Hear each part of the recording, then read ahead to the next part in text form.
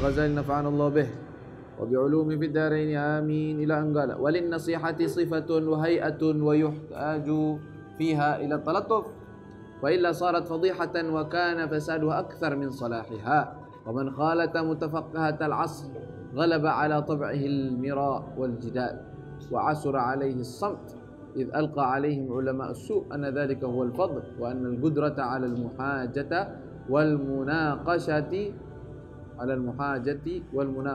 هو الذي يمتدح به وفر منهم فرارك من الأسد واعلم أن المراء سبب المقت عند الله وعند الخلق. Masih melanjutkan tentang al-mira' wal jidal wal munaqashatin nas, tentang berdebat. Dianjurkan untuk meninggalkan perdebatan. Berdebat dalam urusan-urusan yang gak penting, ya, gak ada gunanya, tinggalin. Lalu beliau mengatakan, menyebutkan tentang orang yang berdalih dengan dia mau berdebat, maksudnya adalah untuk nasihat. Saya mau nasihatin dia berbuat salah, saya mau debat dia di depan orang, biar orang-orang tahu, biar dia juga benar. Kata Imam Ghazali, kalau benar-benar tujuanmu adalah untuk nasihat, maka punya cara tertentu dan sifat-sifat tertentu dan butuh dengan kelembutan. Tahtajilat tarattuf. Kalau ente memang mau nasihat, tapi kalau ente mau wa illa sarat fadhihah. Kalau tidak begitu maka nasihat tersebut jadi fadhihah. Arti fadhihah apa? Membuka aib orang. Ya, an-nasihah fil mala fadhihah. Wa kana fasadu akthar min salahiha. Maka hasilnya atau kerusakan yang didapatkan dengan cara seperti itu lebih banyak daripada hasilnya, daripada baiknya. Wa man khalata, dan siapa orang yang bergaul mutafaqqihatal asr, orang-orang faqih, orang-orang yang berilmu fikih, maksudnya orang-orang yang alim, maksudnya dia al-asr, yaitu di zaman kita sekarang ini dibilangin mutafaqqihah, bukan faqih tetapi mutafaqqih, yang sok alim kalau maksudnya dia itu. Yang alimnya itu secara zahirnya saja, tetapi tidak meresap ilmunya ke dalam hatinya. Lisannya alim, ini benar-benar alim, tapi ini maksudnya. Kalau di zaman kita, ini zaman Ghazali, tahun 500 Hijriah, kita 1400 tahun, 900 tahun yang lalu. Nah, kalau sekarang ini nggak usah mutafaqihah, enggak, jahalah, orang bodoh yang berkedok alim, nggak ada ilmunya sama sekali, nggak ada, nggak punya ilmu. Nggak ngerti tentang ilmu. Ada di zaman itu. Bukan maksud untuk merendahkan siapapun, tapi maksudnya nasihat, tidak menunjuk kepada siapapun. Beliau mengatakan siapa orang yang bergaul dengan orang-orang mutafaqqihah al-asr, yang berilmu fikih, tetapi di zaman dia, kata beliau, ghalaba ala tab'ihil mira', maka akan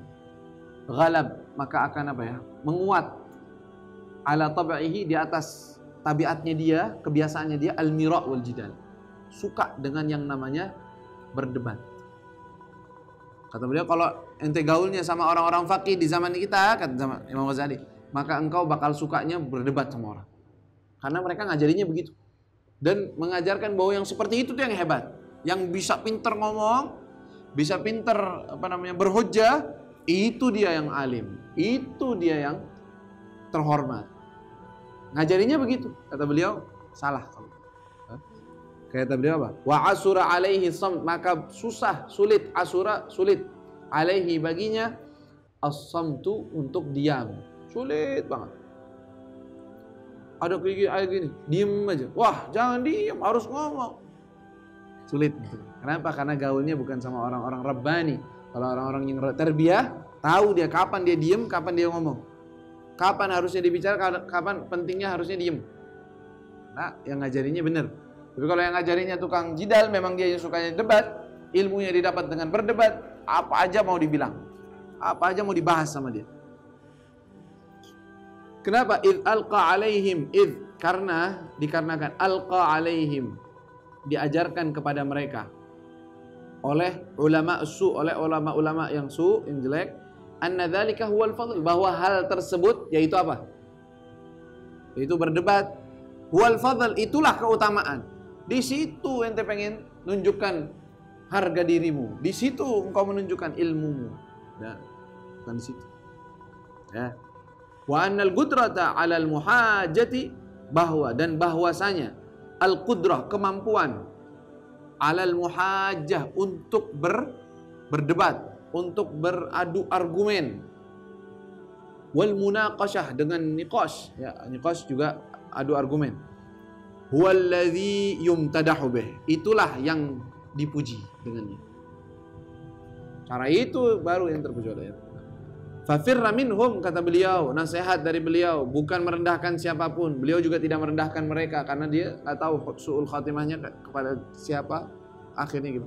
Tetapi nasihat, kata beliau, fafirra minhum, fir, maka larilah engkau, fir minhum, dari mereka.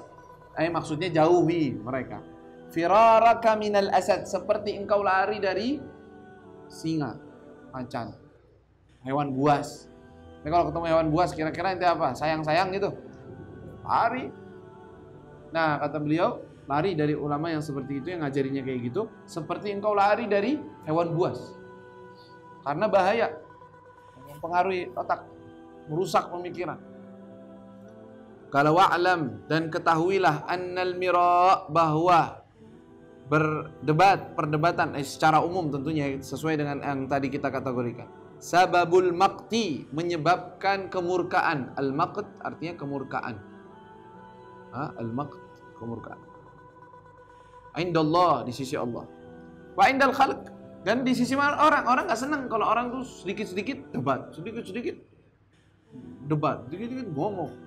Pusing orang-orang juga. Ini orang ngomong aja, debat mulu sama orang, nggak selesai-selesai urusan ini. Nggak suka orang. Khususnya dulu di zamannya Imam Ghazali tuh tidak bisa dianggap seorang alim kecuali dia sudah diajak berdebat dulu. Berdebat tentang ilmu tauhid, berdebat ilmu usul, berdebat tentang fikih. Kalau dia pintar dalam bicara, pintar dalam ini, oh ini alim. Zaman mereka begitu. Kalau zaman sekarang nggak usah pakai debat, nggak usah pakai apa-apaan. Bisa ngoceh sedikit, wah ini alim. Kalau zaman sekarang lebih gampang. Kalau zaman dulu nggak ada.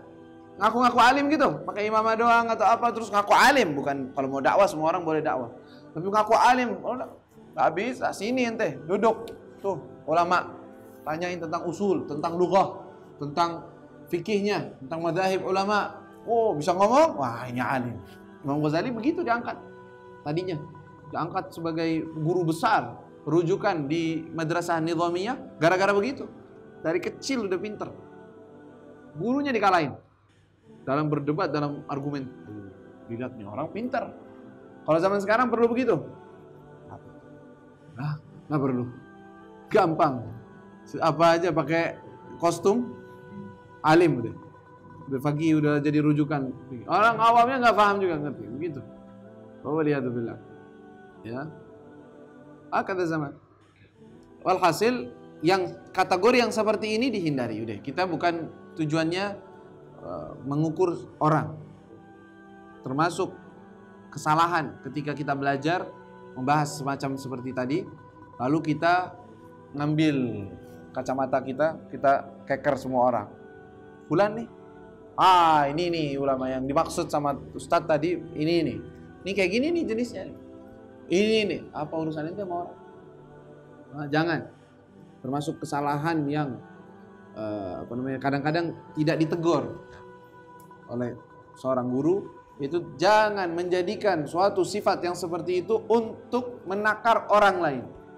Jangan. Kalau ente mau gaul sama orang, iya ente takar buat ente pribadi, bukan untuk akhirnya ente jadi tukang ghibah, ya kan?